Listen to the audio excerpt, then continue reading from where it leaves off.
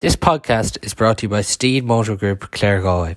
For your personalised vehicle shopping experience, find out more at steedemotorgroup.ie. Now to be joined by Ciaran Murphy of Second Captains. We're just going to talk all things Galway football, but at the very start, we're going to talk about Ciaran's book, This Is the Life, which is a tremendous read. I gave it a read there myself over the Christmas and really enjoyed it. So different to lots of GA books, you could say. That's firstly where I want to go into, Ciaran. What made you, I suppose, do a book that's so different to other GA books? Thanks a million for having me. First of all, Paul, long time listener, first time guest, as the old saying goes. Um, what made me want to write the book in the way I suppose that you're describing it there? I don't know. I mean, in ways I know that it is different because it's about, obviously it's not about the inter-county, star, and it's not about the inter-county manager. Uh, and I know that that's the case, and I couldn't write one of those books. So in ways, the book is the only book that I could have written if I was writing about my own kind of life in the GA, because this what's described in the book has been my life. It is the life of this kind of solid club player, the guy who played, for a few minutes for your county minor team or under 21 team or under 20 team now, as it is now, or, dabbled in Sigerson or Fitzgibbon Cup. And, I'm lucky in that respect, in that it's a book that hasn't really been written, but that is actually describes the reality of a lot of people's lives in the GA, way more than playing in All-Ireland finals. Like that is the 99%, really, isn't it? That the person who grew up in a GA family, the person who was lucky enough in my case to grow up in a really great GA place, a great GA village, a great GA club in Miltown. So that was it. In ways, I know the question you're asking, but in another way, I couldn't have written any other book. Mm. So that was kind of how the ball got rolling. When or how did this idea, when did it come into your head initially? Um, well, I was very lucky in a lot of ways. So Penguin Random House are my publishers, and Michael McLaughlin is the chief executive there, and Brendan Barrington is kind of their head editor. And the two of them asked me just to sit down for a coffee in September of 2021, September, October 2021.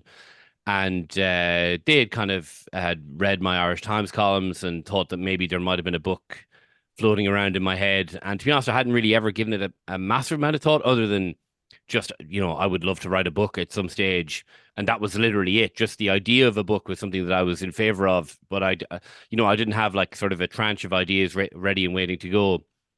But they asked me to have a think about it, and I thought about it for 2 or 3 months, and I wrote what ended up being the first chapter of the book about kind of my dad's move to Miltown and how involved he got in managing underage teams in the village for 10 or 15 years while me and my three older brothers were growing up. And I kind of I wrote that and I sent it off to them, and I said, listen, if I were to write a book, this is kind of the sort of thing that I would like to write about, with an outline of the kind of the rest of the chapters, or some of the chapters that ended up being in the book. And we kind of just took it from there. So kind of from September 2021 up until maybe April or May of, I nearly said this year, last year, 2023, about 15 or 16 kind of months of work. And I'm just really grateful, obviously, to Penguin for asking me to come along to that initial meeting, and then just kind of deciding myself that it was something that was worth doing, and maybe actually worth doing while I was still playing as well. And that was a point actually that Brendan Barrington had made to me, that maybe it would be no harm to write this while you were still togging out, even at the kind of low level I mean, I was playing intermediate football in 2022, which is kind of when I was writing the majority of the book, and I'm playing with the thirds and studiously avoiding the WhatsApp group at the moment, while the lads are back training in January. So, um, yeah, like, but I think it is worthwhile to do these things when you're playing, because you do just have a completely different outlook, and it doesn't really matter the level. But when you talk about kind of how the game is developing and or the things that matter to club players and club administrators, I think it's really worthwhile to be in the middle of it while you're writing it. So I was kind of glad that was the case as well. Just with it early on in the book, you're obviously talking about your early playing career. You talk about not being involved with Jarlath's and then going minor, going under 21s.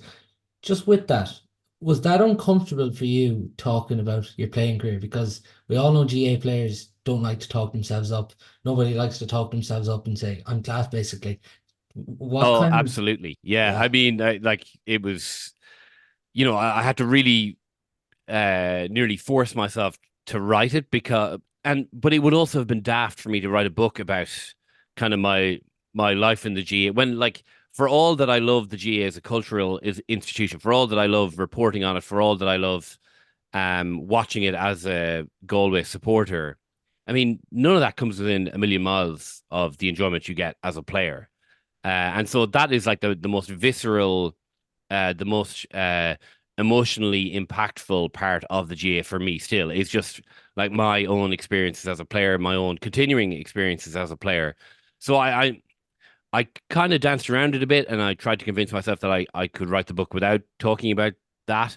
But in the end, it would have been dishonest nearly, to not just kind of grasp the nettle. Now, I mean, when I sit down and talk about the few minutes I played with the Golden 31s or with DCU and the Sigerson, I mean, I purposely kind of included snippets of some of the great Jimmy Sloan's thoughts on Mayo football. Because honestly, like I know how this sounds. I know what it sounds like when lads who never met it talk about, their own glory days. I mean, I guess that you had on in the last couple of weeks. Like I'm the same age as Jeremy Blake. I started in primary school the same day as Jeremy.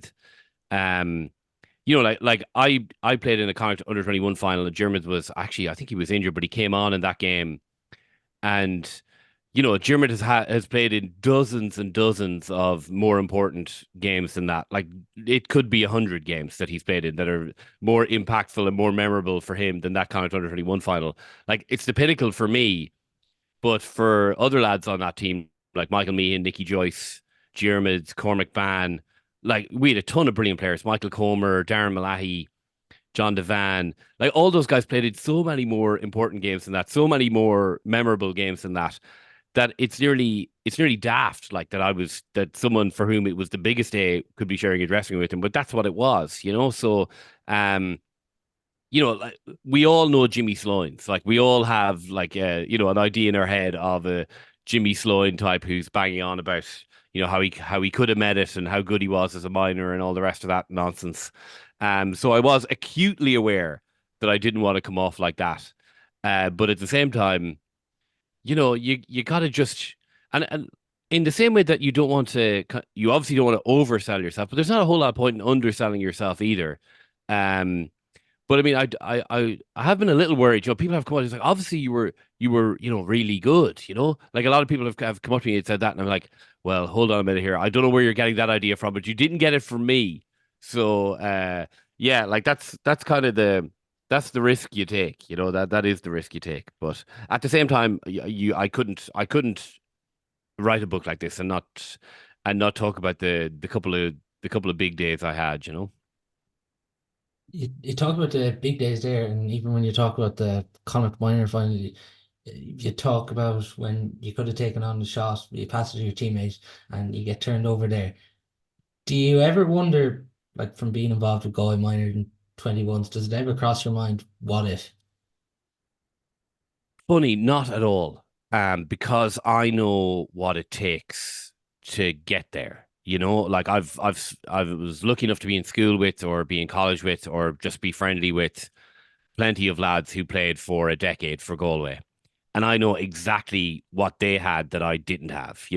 So it's not a what if at all. I mean, there's a what if you describe an incident there at the end of the Connacht Under 21 final where I get the ball 45 yards out, we're a point down, and I passed the ball to a guy in a marginally better position. He gets turned over, and obviously I probably should have taken on the shot. I should have like had my eyes up to ensure that the guy I passed it to wasn't going to get turned over. That didn't. So I mean, I can play the what if in that narrow sense. In that, if that ball had gone over, that would have been a nice moment. Maybe we go up to Castlebar the following Wednesday, beat them in the replay, go and win an All Ireland final. But that's what it would have been. It would have been an All Ireland under 21 that hopefully we might have, or that in this magical world we're inhabiting for a second here, it would have been an All Ireland under 21 medal that I might have been able to walk away with.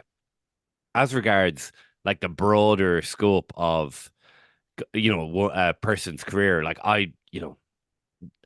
that's just not it. It's not there, and it wasn't there.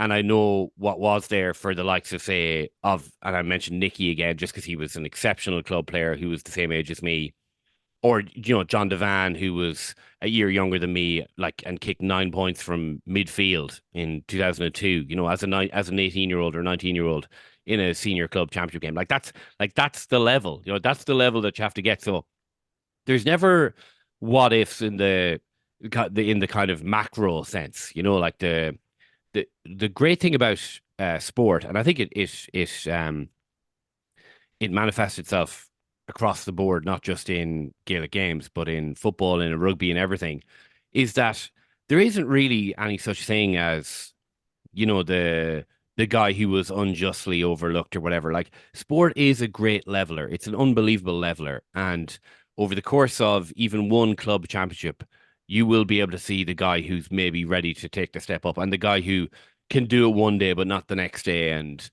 so like that's the reality of top level sport. So I have absolutely no regrets or no what ifs or anything like that, because I have too much respect for the guys for the work that the guys who made it actually put into it. It's really interesting in the book because you talk like throughout the book about controversial things that go on in GA clubs across the country, but something that obviously takes up a kind of large proportion of the book.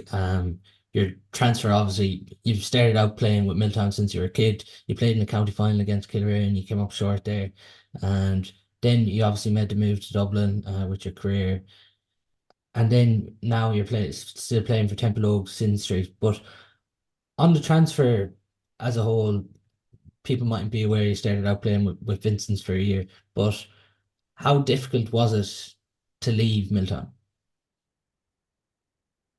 This was it. Like, I actually didn't realize how difficult it was until it had been done in a lot of ways. So I moved to Dublin in September of 2003, and I've never lived anywhere other than Dublin since. So I'm actually longer in Dublin now than I was in Miltown.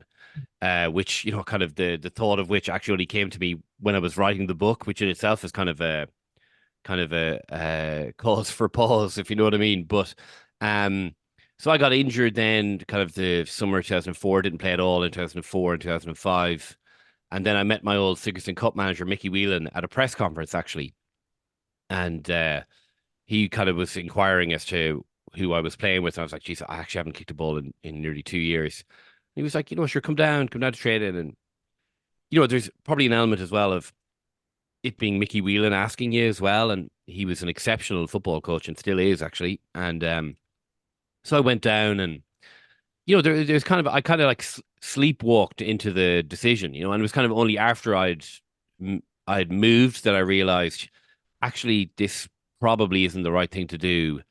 And at that stage, the move had gone through and all the rest. So it never really, and this isn't the fault of Vincent at all, but it just never really felt like it never really felt right. It never really did. And by the time I went back to Miltown for Christmas in 2006, I kind of stepped away from Vincent just for a variety of reasons, with like work being the main thing. Uh, because I was working on a radio show that was working till 10 o'clock every night. And, it was not conducive to trying to make a name for yourself in a club when no one other than the manager knew you. So I kind of threw my hands up at it. But then when I went back home for Christmas and a couple of lads, well, talking to people my age and some of them using the carrot, some of them using the stick, but the second I moved back then, that I knew it was the right thing to do, and I knew that for as long as I could do it, I would keep doing the kind of up and down from Dublin. I knew there was a shelf life to that as well, but I also knew that I just wanted to do that and do it for as long as I could. And when that stopped being fun, just kind of see what happens then. But um, yeah, it was like it's turbulent, like it is. It's not an easy decision to make, and I thought maybe that it was easier than it was. And my work at the time meant I was like very, very seldom at home. So it was nearly like my family that were dealing with it rather than me, any fallout or any, kind of, geez, he should be back with us kind of thing. Um, even that alone, the fact that like it was my family that was dealing with it rather than me, that was kind of a major kind of push factor into me moving back with Milton. But then just the way the following year went when we reached county final, it was just the most, I don't know, kind of unbelievable, well, validation, if you want to use that word, of my decision to move back, but also just like, this is what you could have missed out on. Like, imagine if you were sitting in Dublin while Miltown got to a county final and how sick you'd have been and how guilty you'd have felt and how jealous of your friends you'd have been. Um, so that was, that was just, it was kind of weird how it worked out, but it was absolutely incredible, really, and it's still kind of the most, I don't know, emotionally charged part of my life in the GA that I'll ever have, that we were that close, 2 points in the end. Although Killearn were the better team, without doubt. But we were that close to winning a county title. So there was certainly a time in my life when I would have thought about it every day. I'm probably down to like once every 3 days now, thinking of the 2007 county final. I think they call that personal growth. I think that's what they call it anyway. But yeah, yeah, yeah, that was kind of a mad time. But I certainly don't regret moving back, and I certainly don't regret anything that happened since then either. Miltown obviously still has a very special place in your heart. You mentioned in the book that you tried to get down to as many Miltown senior football games as possible. Mm. But even when I was talking to Dermot, there's a spirit in Milltown, and like you talk about it, like when you're coming up the underage ranks, there's not a choice. Like if more than likely, if you stay playing, you're going to find your way onto the senior panel. But can you just describe what is that spirit in Milltown? See, it's very easy to, I don't know, fall into cliche maybe about it. And then it's also easy to convince yourself that Miltown is the only place like that. Really, I might be more comfortable talking about what it means to grow up in a consistently overachieving small village. Um, and I think as Jeremy referenced, actually, the fact that it is like monotheistic. There's no other religion in Miltown except football. There's no rugby. There's no soccer. Um, we are. It is an extremely football heavy culture, but I don't want to say that that's only in Miltown. I mean, a point I make in the book actually is that northeast Galway, say the 15 miles around Tuam, and this isn't to demean the Connemara footballers, the city footballers that have been brilliant for Galway over a long number of years. But if you look at the 9 All-Ireland winning teams that Galway have produced, so many of them are from that actually quite small geographical area. And there's there's no other comparable area of rural Ireland that has produced more All-Ireland winning footballers outside of Kerry than Northeast Galway. So you kind of have to take on board the fact that it's not just Miltown, but actually, you know, large swathes of North Galway that is, you know, even from a national perspective, almost unique in its love for Gaelic football. So it's a proper hotbed of football. Miltown maybe is, it has also like kind of the border energy as well. So there is that idea that playing for Galway really means an awful lot to Miltown people because we're so close to Mayo and because the rivalry is so um intense, friendly and all the rest, but also intense around Miltown. I mean, representing your county means an awful lot. We also have Jarlath's very close by, which for years and years was just a huge um net benefit to Miltown because there's a lot of brilliant coaching, obviously that has gone on in Jarlath over the years. Um, but there is a spirit, there is a spirit in Miltown that I might try and say isn't unique, but I've certainly had never felt it in any other club that I've been involved in. Um, that kind of never say die thing that we just grew up with. The idea that Miltown is just not a terribly easy place for teams to go and play. Um, like a physical edge as well that we've always never kind of really shied away from.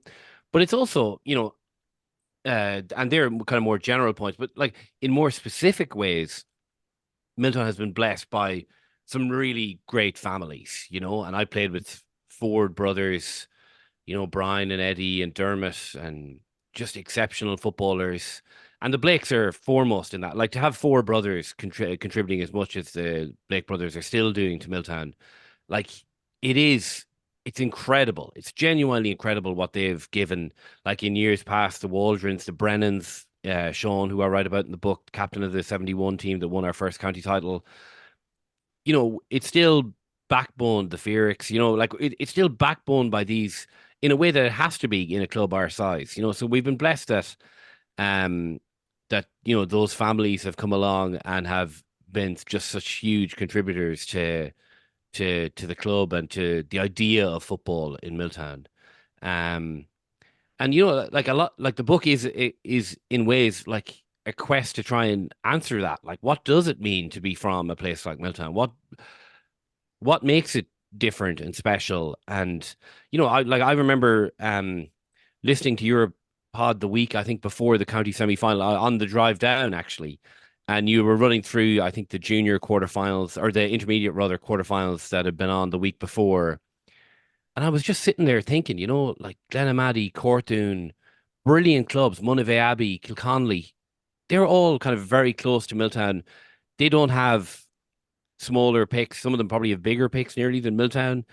And we're preparing for a county semi-final, and like the it's such a massive overachievement for Milltown to be competing at that level. I think because our level probably is where those clubs are. And yet we still manage to.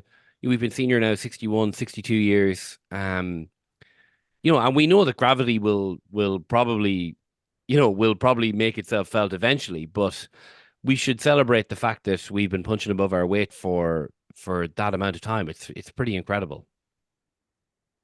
Where does the like overachieving there? You mentioned it, but like how are they still overachieving? Do you think?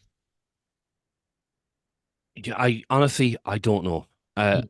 I think there's certainly an element of um so many brilliant players. Like Cathal Blake was full forward and had Michael Meehan and Sean Armstrong either side of him in the 2005 under 21 All Ireland final, and he was pulling the strings for those two. And it was an incredible trio, really. And like we would be maybe a little self-centered and say that it wasn't just a double act; it was a threesome. But for Carl to be as good as he is still is incredible.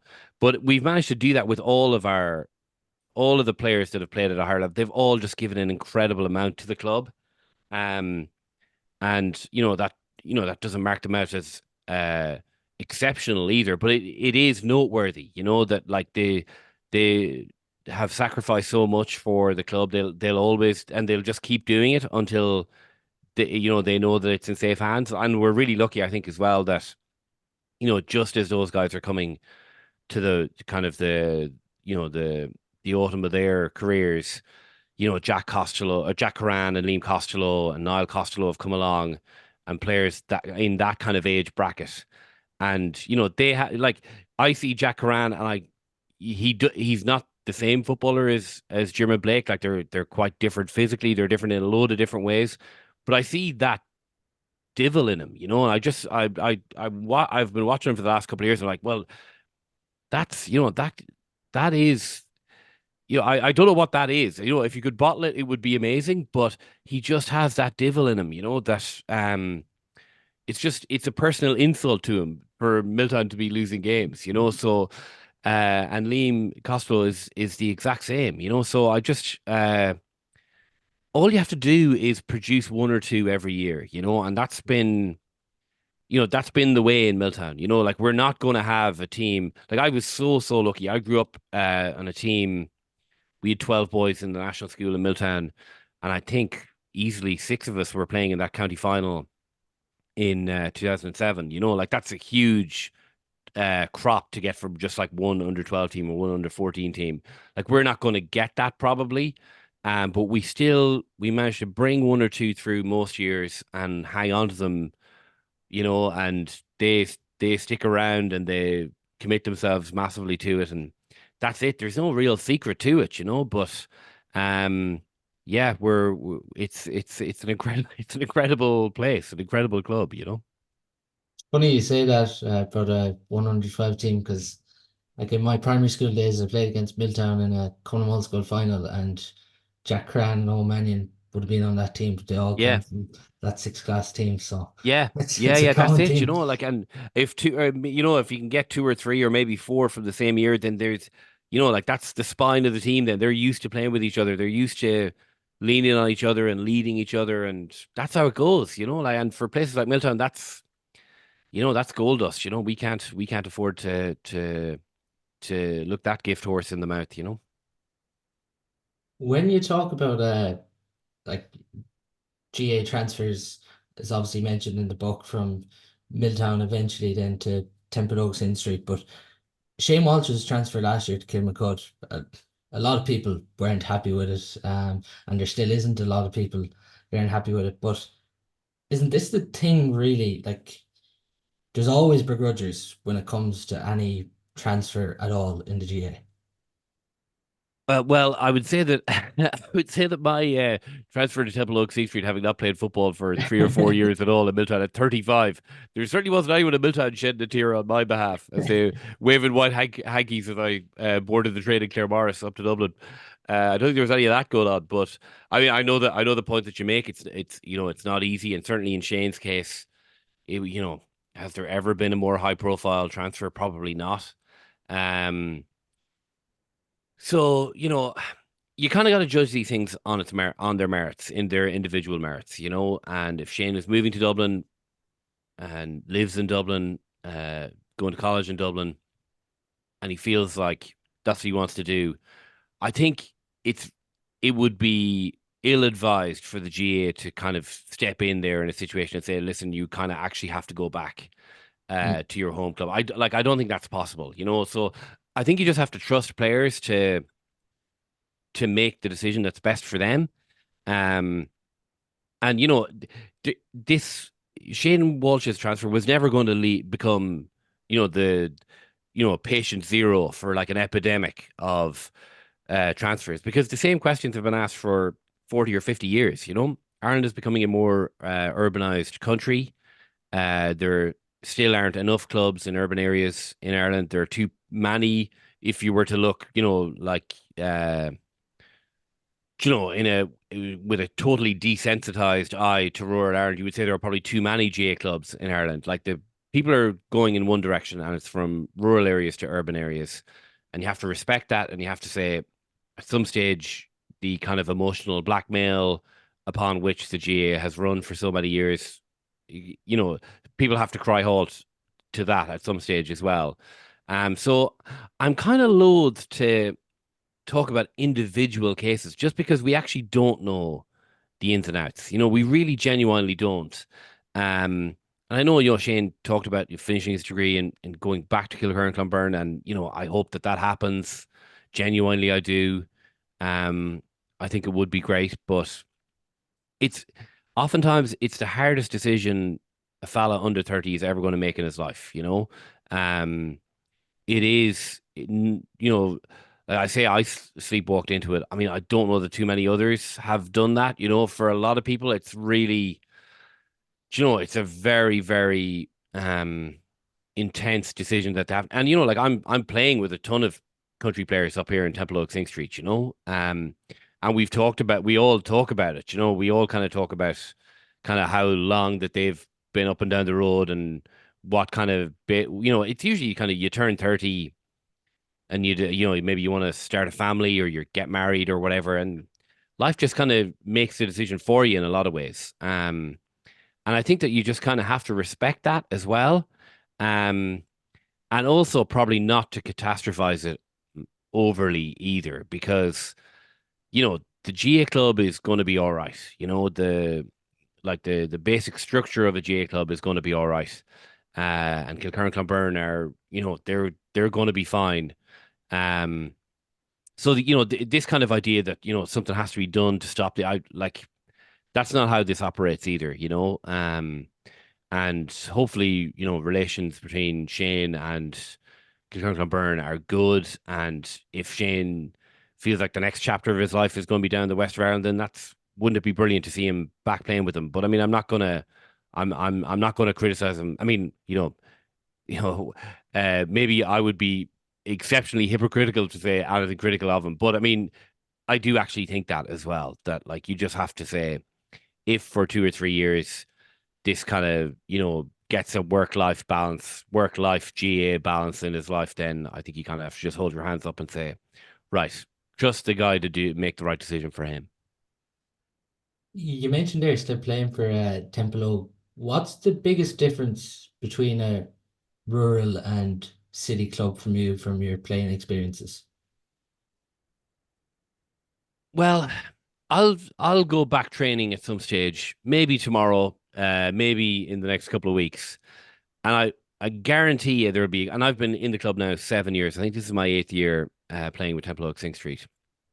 I guarantee you someone will come up to me and go, "Oh, this guy's back training now. He's been abroad for 7 or 8 years, but he's absolutely brilliant." And he played, maybe he had trials for the Dublin under 16s and the Dublin minors. Oh, he's amazing.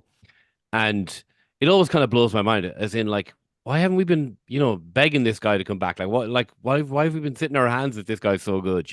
Whereas in Miltown, it's, there aren't people like that, that we're just like, we'll leave him be for another couple of years, and maybe he'll pick up the phone and call us. It's just the way the numbers is the massive difference. And I'm actually involved with the minor team management this year. And there's just players on players, like they'll have 60 players at minor level. And Milltown, won't, won't. They won't have 60 players. So, and that's it. And I like, so, and one of the big things as well, those 60 minor players, like, it would be brilliant for all of them to have a lifelong relationship with the GA club. It would be brilliant for us, and it would be brilliant for the young fellas themselves. But that's just not possible. We have four adult teams, and we only started our fourth team last year, I think. And we have three minor teams. So where do all those players go? Um, and that's kind of the big difference, that uh, I think, I even make reference to it in the book, that it's kind of like an opt-in, opt-out organ Yeah. donation type thing. That, like, you have to opt in to play adult football in Dublin, as in you have to make a decision and say, okay, I'm out of the minor grade now. I have to call someone to say I'm interested in playing with the second team or the third team or the fourth team or whatever. Whereas in Milltown, you have to opt out because it's there for you. If you're 18 years old in Milltown, then you're one of five phone calls that the manager will 100% make on the 3rd of January to say, right, come down and play juniors, and we'll be training with the seniors anyway. Do you know what I mean? It's not like, it's a streamlined scenario. It's like, if you were an adult male in the village, you will be coerced into training. Um, so I think that, like, that's the massive difference. Like, it's just the numbers. It's just a complete demographics game. Um, and it can be hard to get your head around, but like we won a AFL 5, which is kind of like the bottom half of junior to get promoted to intermediate. And I remember we were doing, this is like 4 years ago, and we were doing like kind of an end of year, you know, medal presentation, drinking session kind of thing. And we had to get medals for everyone who'd played. And there were 37 lads who had started a game in it. Now we play 15 league games, which is absolutely brilliant. And I know that there are Galway junior players maybe listening to this, shaking their heads at how few games they play in comparison to Dublin when it comes to league games and all the rest. But we played 15 games. 37 players started a game that year. Not like, there was one lad who came on for 5 minutes in one game. Like that's how many players they have for a second team. And there's two other teams below that as well. So it's just, the numbers are just completely different. Um, there's a lot that's the same as well, that for all these numbers, there's still four or five people who are just huge drivers in the club, who do so much in the club, um, and who kind of create what it means to be a club member up here as well. So it's not that like that part of it isn't that different. Um, but yeah, it is, of course it's different, and but also in the same way, I look at the facilities that Miltown have. I brought the Temple Oak Sing Street team that I played on in 2023 down to play the Miltown junior team in November. It was kind of people were calling it testimonial goodbye to football. I was like, well, I actually do intend playing, but everyone was very eager to shove me out the door. But so we had an absolutely amazing day in November. We hung around Miltown for a few pints as well, and it was incredible, actually, genuinely special day for me. But How was that um, experience of having, you could say, the Jackins in it Miltown? was incredible. I played a half with both teams, and I was the happiest man in the world, I think, that day. To be honest, it was great. But and everyone mixed freely without incident, as they say. But yeah, but I mean, at the same time, like the lads from Sing Street couldn't get over how good our facilities were, And I would say that Milton have very, very good facilities for sure. They're not like completely a level above every other club in Galway. Like it's just like that's what you'd expect to have: a training pitch, floodlights, a main pitch, a stand. Like our facilities in comparison are just they're nowhere near that. Uh, and it kind of boggles my mind as well to see just how many GA clubs in Dublin, you know, uh, like I'm getting changed, on the sideline. Like that still happens up here. Whereas in a million years you wouldn't get that in Galway. So, there are differences across the board. Milton have all the facilities and none of the numbers, whereas it's kind of the opposite up here is a pithy way of describing the differences, maybe. You mentioned there you're going again for 2024 with Temple Oak, Sin Street. Are you still loving playing as much as ever, or do you kind of start off not enjoying it and then gradually get into it? Uh, well, let's just say January. I'll be picking my evenings. I'm kind of they've nearly seconded me onto the management of this thirds team as well. So I'm keenly aware of what day they'll be doing the running and what day they definitely will not be doing the running. So let's just say, I'll be picking and choosing my evenings to go training. But at this hour of my life, honestly, Paul, like if I stopped, I'd have to pick up something else. I'd have to go marathon running or join a gym or all these things I've studiously avoided over the last 20 years. Um, so I'd have to replace it with something that I know for a fact I will enjoy 10% as much as I do playing Gaelic football. So it is kind of weird. Like say at 37 or 38, you're like, oh, I shouldn't be doing this anymore. I should probably knock it on the head now or whatever. And then I think you kind of once you get past that phase, you're literally, I'll just keep playing until I can't because it's so much fun. And particularly at, say I'm playing AFL 7. So again, that's probably like the bottom half of junior or the top half of junior B, I suppose. Um, like there is no pressure. There is, it's just pure enjoyment. I'm playing with a lot of lads that I would have, played with when I first joined the club and everything. They were kind of all aging down the grades together. And it's just an incredible amount of fun. I'm enjoying it as much as I ever have. And as well, you kind of have to admit to yourself that, when you were playing for Miltown and going up and down at the weekends, it was a commitment, whereas this isn't a commitment at all. It isn't a commitment to play football for the Temple Oak Sing Street Thirds. It's just a joy. It's just a complete and utter joy. And it's, I never really need to be convinced to go down training if I can be assured that it's just football. If there's running, then, I've it's one of my most strongly held and long held beliefs that that's for other that's for other positions on the field. Where the way I play the game, we don't need this. Short, sharp bursts of activity. That's all I'm looking for. I do have to ask, I did see you lined out for the Dublin Masters. Oh. How did that go down in Miltown? Well, in Milton, I don't think they even knew, to be honest. But in my family, like a lead balloon. Genuinely, just so many of my brothers just completely and utterly appalled at the idea.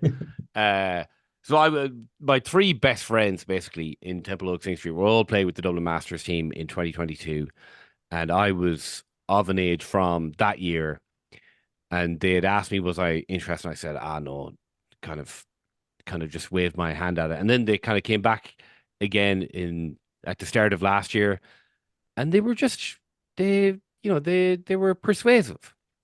So I ended up wearing the blue and navy, and it was genuinely hilarious. Like, it was hilarious, the reaction of my non-Dublin friends up here. Most of them don't even care about the GA, but there is something about the sight of me wearing a Dublin jersey, an AIG jersey, that just like drove them demented. So I kind of got a kick out of that, to be honest. And it was a lot of fun. Like, met a lot of really great people. Um, and it was a laugh. It was just a laugh all over. Now, of course, like, one look at the fixture list, of course, the vital last league game is against Galway in Claregalway. So, I mean, there was like a 1 in 3 chance that I was going to be playing Galway. And then, and within that, then a 50-50 chance that I was going to be on in Galway. And of course, the odds, the odds fell the other way. So all of my family showed up, all of them wearing maroon. Uh, and I suppose I just had to wear that one. And Galway won as well. So, yeah, that was that was kind of a fraught afternoon, but it was all in good taste. And I knew a fair few of the Galway lads as well, as it turns out. So we had a bit of fun afterwards. Did you keep that on the down low at the start? I kind of well, see, one of the main things that I've like, say, on the podcast or writing a column about it, like, the big thing about, like, kind of writing, I prefer to write at the end of the year about all that, because writing in the middle of a season, or writing, it's just there's no upside, and there's probably quite a bit of downside to kind of talking about it. So I just kind of I made a point, because I mean, who knows what happens? I get injured in April, and then I don't line out for Dublin at all, don't play at all, and you're just kind of talking out of your hat, really. So, I always kind of endeavored to keep that quiet. But then, of course, my fellow second captains hosts were so delighted at the level of reaction that they were certain this news would get, that they couldn't sit on this particular news for too long without mentioning it. So it was all in good fun, though. And yeah, it was. And the Masters competition is actually great. It's a brilliant competition. And, for the people that are in it, it's very serious while the game is on. But other than that, it's for lads who, have really put in the work for 20 or 25 years with their club often, and they get a chance to represent their county at the kind of the tail end of their playing lives. And it's brilliant. And it means so much to so many of them. And yeah, no, it's great. It's a laugh, and it's great fun. Just in the book, you talk about like, going to Galway matches, and this is where I'm gonna kind of tie in a bit of like the season about to start here. But as a journalist, do you like this time of year? Obviously, there's a lot of anticipation now among GA supporters. The FPT League starting, it's probably high on a lot of people's priority list. Yes. This Friday, obviously, starting Galway playing Leitrim in the Dome. But do you like this time of year? Well, I'll to be honest, there's no part of the idea of supporting Galway that I don't like, but I mean, like, again, it kind of comes down to kind of, your circle of friends or your family or whatever, and how important it is to those people. Like, for some reason, my brother is sending in a Happy New Year message into the family WhatsApp group, and adding it with, and just says Galway are going to win Sam this year. And I did, like, one has no relation to the other, but I know exactly why he did it, because for many of us, our lives aren't going to change massively from one year to the next. But the idea that Galway might end the year with some silverware would mark out 2024 as a year amongst all others. Like 1998 is like you don't have to say 1998, and my brain doesn't go anywhere else other than Croke Park. Um, so like there is that level of anticipation there. Um, last year was so disappointing, but actually looking back on it now, it's actually really easy to deconstruct the season and say, right, well, if a couple of things had gone a little differently, then Galway would not have been that far away at all. And I think that the fact that the management team has remained in place is a big thing. Including Cian O'Neill being retained.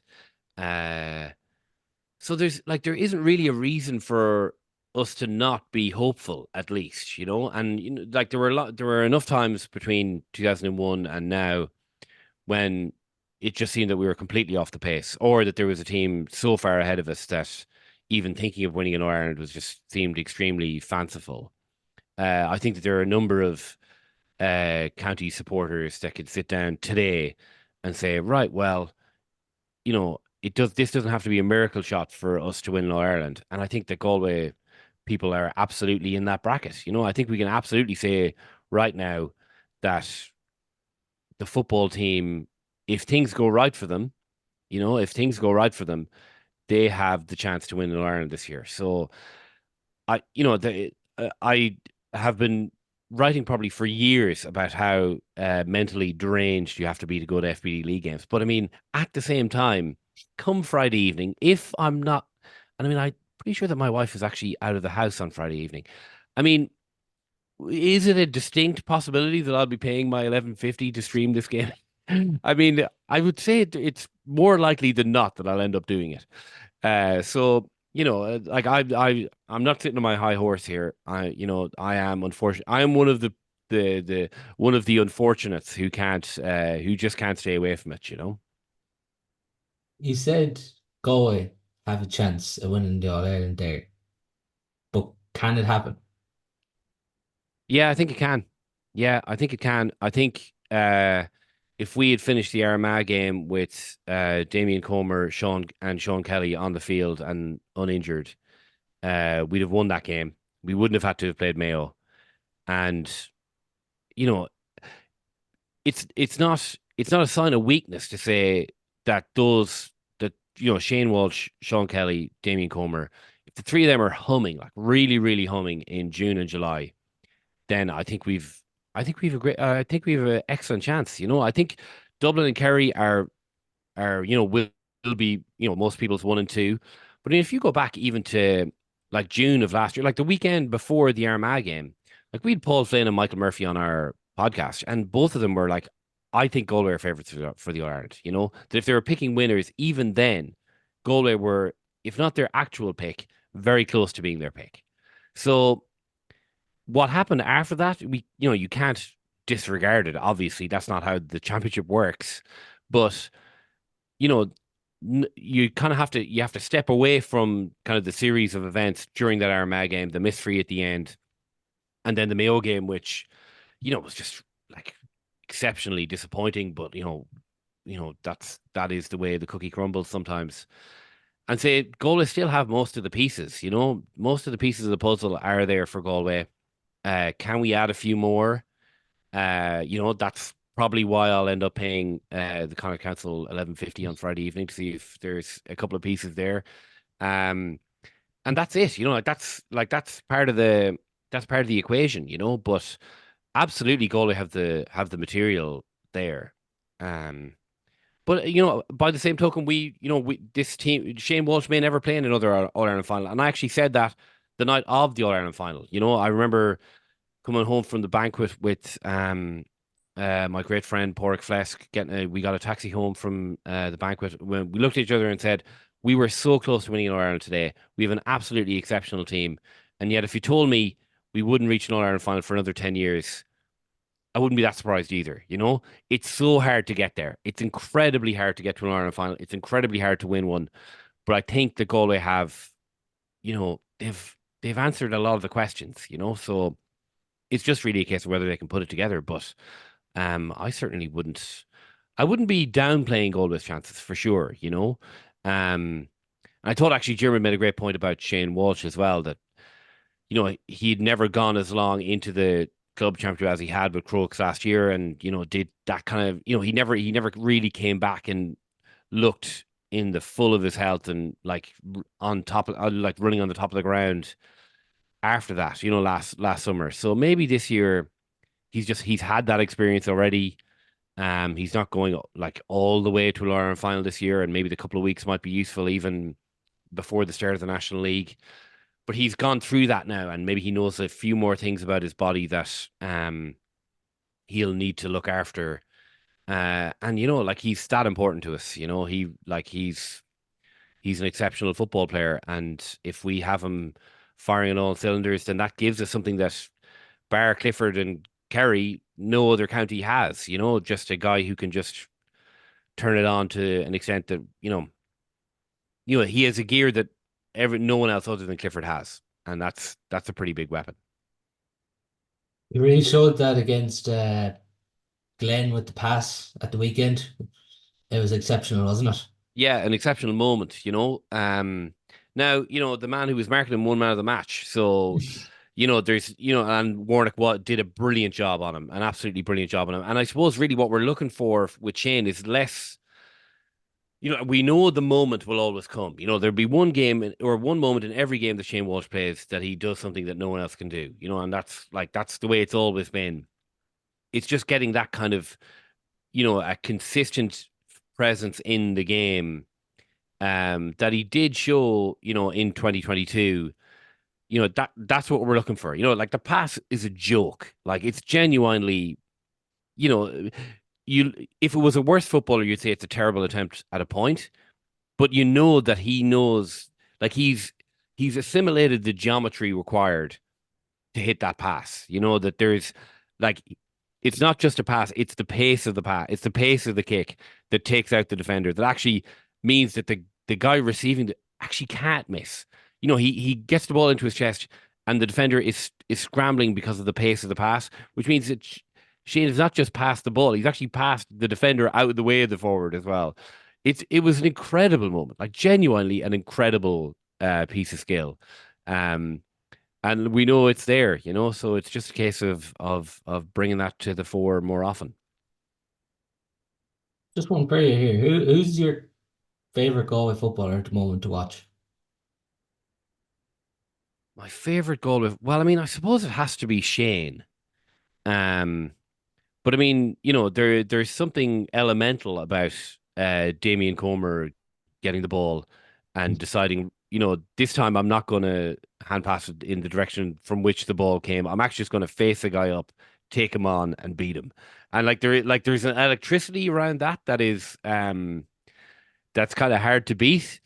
And like that's an incredible choice that we have as Galway supporters. That we get to see two guys who can actually just like electrify crowds.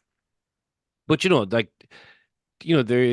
they're Shane does such daft things all the time. Like that goal he scored. It was in the Leinster Championship, I think, was it? Um, where he picks up the ball in the 45 and Yeah, solos the ball and just like he heads it back into his hand. And you're just looking at that going like, what is going on in your brain? That like that's what he decides to do. So um like yeah, he puts a smile on my face. I can't help it. But they're a very like I mean I was like I think as a county, I think we've probably underappreciated Paul Conroy over the course of the last 2 decades. Um, I think he's been like a genuinely exceptional Galway footballer for nearly 2 decades, and it's impossible what he's done in a lot of ways. Like he comes on the team as a senior team as a 19-year-old. He's still there. He's still absolutely vital to kind of our chances this year. And he's never given less than 100%. His attitude has always just been absolutely spot on. I think he's an incredible ambassador for the county as well. And is just, if any deals I've ever had, just a great fella, just a genuinely great fella. And I think we've maybe underestimated him and maybe taken him a bit for granted over the years. And I have a mountain of respect for Paul Conroy, to be honest. I think that's nationwide too, isn't it? That there's a Yeah, under appreciation for him. yeah, I think so. Yeah, I think so. And certainly in it was the first half of 2022, he was kind of belatedly getting his flowers from the national media. Um, but he's been doing that for years. He's been doing that for absolute years, and kind of all of the things that we talk about in Gaelic football that we'd love to see more of. A guy who just like his first option is always get his head up. Is there a 35, 40 yard foot pass I can kick here? Like Conroy's been doing that for years and is still doing it and is an incredible foot passer. Um, yeah, I like he's maybe the correct answer to the question you asked, but I'm divil for the shiny thing, and that's shaded David Comer maybe. Yeah, it is very hard to pick one, in fairness. Just on the book, finally, you talk about going to matches with your family. You talk about experience different matches, but I think in the book it's so relatable to Galway supporters, like the big day out of a match, and like you talked there about the anticipation of the season starting already. It's so relatable to so many Galway supporters reading this book. Yeah, and maybe it can be difficult to separate it out, because you're not really talking about just a sporting event. In my experience, my experience now is having lived in Dublin from 2003, that the better Galway are going, the more I see of my family. And so there's like an emotional thing going on there as well, which is very difficult to say. And I don't want to separate it from the actual sport that's happening, So yeah, and maybe my experience is a little different. If you live beside your family, then you're probably maybe more likely to go with your friends than your family. But for me, if Galway games means I get to see my nephews and nieces 300% more than I would over the course of a summer, it means I get to see my parents, my brothers. So it is very emotionally tied up in kind of my family life as well.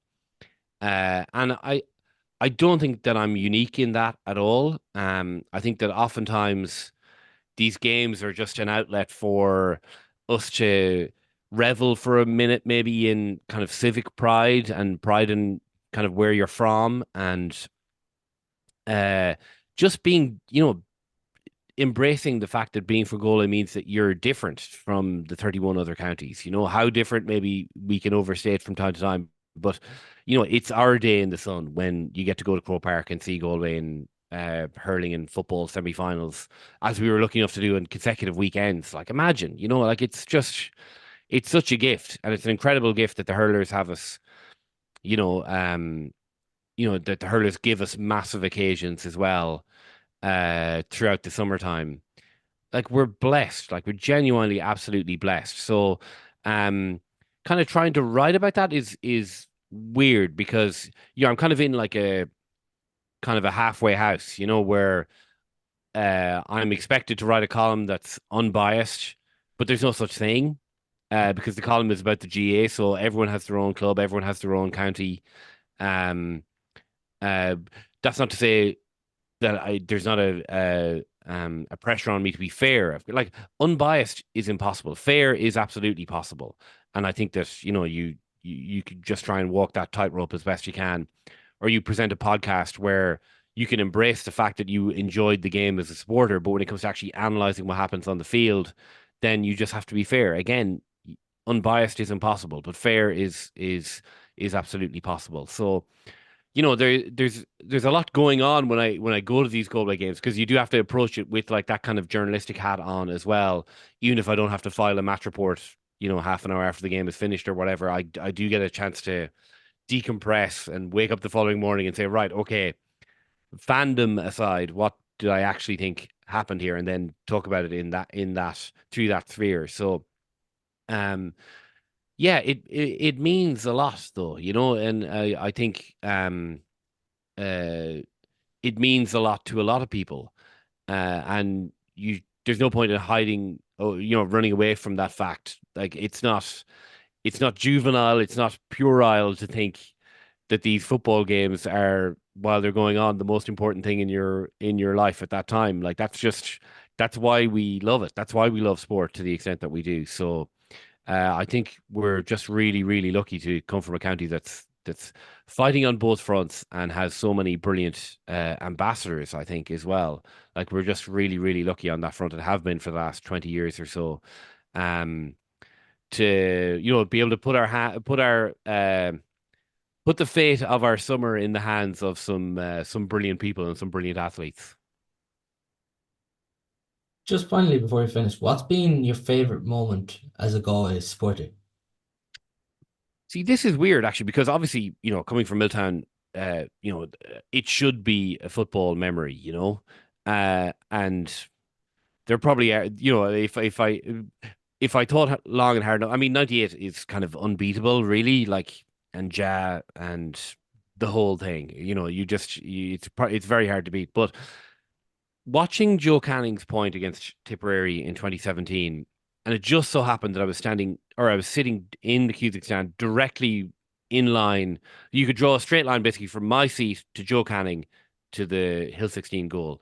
So from the second it left us early, I knew it was going over. So there was like, kind of like a line of maybe like 300 or 400 people in that like direct line of sight, that from the second he hit it, you knew it was going over. So that line kind of begins with Joe and goes back, in a diagonal line through the Cusack stand. And me and my brother were there, and it was the most incredible moment. Like genuinely, just because there's a lot. I know we talk about sort of Shane and Damien Comer in the light of the footballers. There is something about the big name doing it at the moment of kind of the highest pressure that is just there's kind of like a myth making thing, that goes on that we all love, that we in the final analysis you want your favorite player to do the thing that wins the game. And in that moment, like it was incredible. I remember being in like walking out of the ground and just kind of like being in a daze in the Hogan Stand pub on the North Circular, and just people from Galway just coming up and just hugging each other. It was just such a brilliant day. And I remember being in Neary's pub just off Grafton Street about 3 hours later, and Malachy Clerkin's match report in the Irish Times was literally just up on the website. And myself and my brother just went up to the bar and just read it again. And we were just like, we almost got a chance to like be back in the moment again, reading the match report. And then the Sunday game comes on and we relive it all over again. And it was just an incredible memory to have. So, yeah, I mean, there kind of hasn't been like maybe, am I missing like a brilliant football moment? I mean, watching, Darren and Diarmuid and John Devan win big games and Connacht titles, that's absolutely brilliant as well. And I shouldn't gainsay that either. But that's kind of the one that stands out just because it's a moment, it's just like one moment of just like pure perfection. Yeah, no, that was a great moment. I remember being there too, when that just floated over. I think it was special for Galway people as well because it's Tipperary. Yeah, yeah, yeah. There was a lot that went in, and I was being polite there, not mentioning the tip lads, but But that was great, and thanks a million to Ciaran Murphy for coming on. And if thanks a you million, have, Paul. Thanks a million for having me. I really appreciate it, and I really appreciate the work you do with the podcast as well. And I couldn't say no to a podcast sponsored by my midfield partner on the Jarlath's first year A team in 1995, 96 as well, either. So, yeah, absolutely.